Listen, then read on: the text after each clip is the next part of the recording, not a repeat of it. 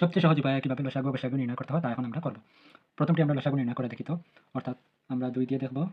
আর লসাগু নির্ণয় করতে সময় এই ২ দ্বারা এই সংখ্যাগুলোকে আমরা ভাগ করব। অর্থাৎ ২ গুণে ২ দ্বারা ২ কে ভাগ করলে একবার যাবে।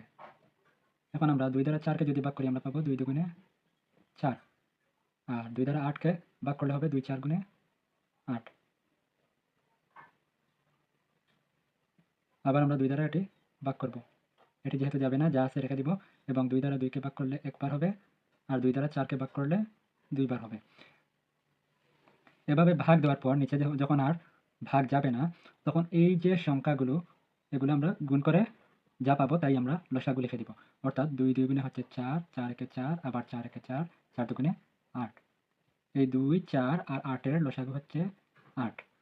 আর লসাগু করতে সময় এই যে ৩টি সংখ্যার মধ্যে এই দুটো গিয়েছে, এটি যায়নি। কিন্তু গসাগু করতে সময় যতটি সংখ্যা থাকবে সবগুলো যেতে হবে, না হলে হবে না। অর্থাৎ আমরা এখন এই যে সংখ্যা এটির গসাগু করব। প্রথমে ২ দ্বারা করে দেখি তো।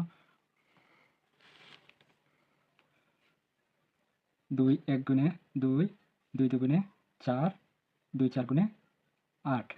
এখন যেহেতু গসাগুতে সবগুলো যেতে হবে, তাই এই সংখ্যাটিকে আমরা আর ভাগ করতে পারব না, কারণ এটি এবং এটি গেলেও এটি যাবে না। আর গসাগুর ক্ষেত্রে শুধু এই পাশের সংখ্যাগুলো আমাদের নিতে হবে। অর্থাৎ আরেকটি যদি সংখ্যা থাকতো তাহলে ওই দুটি সংখ্যা আমরা গুণ করতাম। যেহেতু এখানে শুধু ২ আছে, তাই এই ২, ৪ ও ৮ এর গসাগু হবে শুধু ২।